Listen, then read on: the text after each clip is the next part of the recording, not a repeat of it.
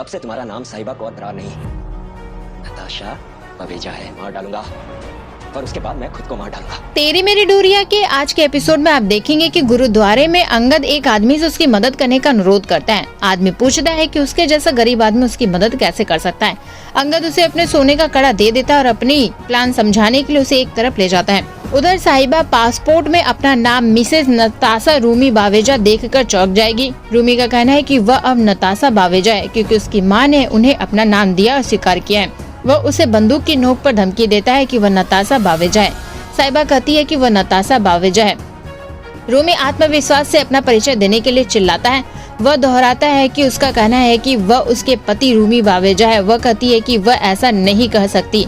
वह कहता है कि अगर वह नहीं मानी तो वह उसे मार डालेगा और फिर खुद भी आत्महत्या कर लेगा। वह अपनी माँ से कहता है कि साहिबा मान गई है। साहिबा सोचती है कि अगर रूमी से बचना है तो साहिबा को उसकी बातें माननी पड़ेगी और उधर वह अपने परिवार के बारे में सोचती है कि क्या उन्हें उनके परिवार वालों को साहिबा की किडनैपिंग के बारे में पता होगा या नहीं। बरार ने गुरुद्वारे में साहिबा के लिए प्रार्थना का आयोजन किया है। संतोष को संत के वे शब्द याद आते हैं जो उसे साहिबा के जीवन में आने वाली परेशानियों के बारे में चेतावनी देते हैं।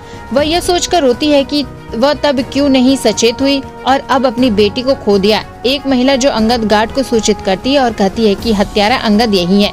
वह एक आदमी को अंगद के कपड़े पहने हुए देखी है और कहती है कि वह यही है, लेकिन किसी और को ढूंढो। आदमी अंगद से अपने सोने का कड़ा लेने के बाद उसके बाद अपने कपड़े बदल देता है। अंगद एक बूढ़े व्यक्ति का भेष धारण करता है और साहिबा के प्रार्थना सभा क्षेत्र से गुजरता है। एक लड़की उसे प्रसाद देती है। अंगद कहते हैं कि उन्होंने अभी तक भगवान से प्रार्थना नहीं की है। लड़की कहती है भगवान ने उससे पहले उसके लिए प्रसाद भेजा था और वह उसे प्रसाद देती है। संतोष सीरत को साहिबा की प्रार्थना सभा में शामिल होने से रोकती है और कहती है कि अगर सीरत इसमें शामिल होगी तो साहिबा की आत्मा को शांति नहीं मिलेगी।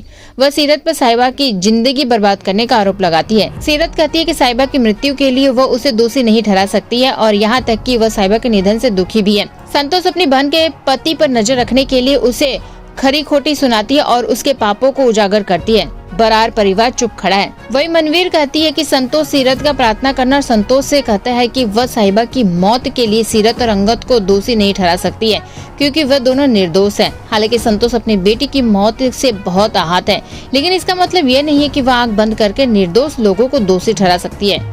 संतोष कहती है कि उन्हें शुरुआत से ही साहिबा को परेशान करने और उसे स्वीकार न करने, बेशर्मी से सीरत और अंगद की शादी की घोषणा करने, साहिबा की मौत के बारे में सुनकर खुश होने आदि के लिए मनवीर को दोषी ठहराना चाहिए। वह सीरत को वहां से भेजने के जिद पर अड़ जाती है। इंदर मनवीर से कहता है कि अगर सीरत का परिवार उसे वहां नहीं रखना चाहता तो वह सीरत को वहां से भेज दे। अकाल और जबजोत भी यही कहते हैं। अकाल जसपाल से सीरत को वहां से ले जाने के लिए कहता है। कीरत सीरत से अपना बेशर्म चेहरा वहाँ से हटाने के लिए कहती है। सीरत जसपाल के पीछे चलती है। रूमी साहिबा को कुर्सी पे बैठाता और बारबेक्यू खाना खिलाता है। उसका कहना है कि वह हमेशा उसके साथ ऐसी डेट पर जाने का सपना देखता था और अब उसकी इच्छा पूरी हो गई है। साहिबा सोचती है कि उससे कैसे बचा जाए। मनवीर द्वारा अपनी और सीरत की शादी और बाकी कार्यक्रम की घोषणा को याद करते हुए अंगद रोने लगता है। वह साहिबा की सुरक्षा के लिए प्रार्थना करता है और उम्मीद करता है कि वह जल्द ही मिल जाए। वेल, आपको क्या लगता है, टाइम रहते क्या अंगद साहिबा को ढूंढ पाएगा या रूमी उसका कत्ल कर देगा? अपनी राय हमें कमेंट सेक्शन में जरूर बताएं। ऐसे ही तमाम अपडेट्स के लिए वीडियो को लाइक और शेयर, चैनल को सब्सक्राइब करना ना भूलें। अगर ये आप वीडियो फेसबुक पे देख रहे हैं तो फेसबुक पेज को फॉलो कर लें।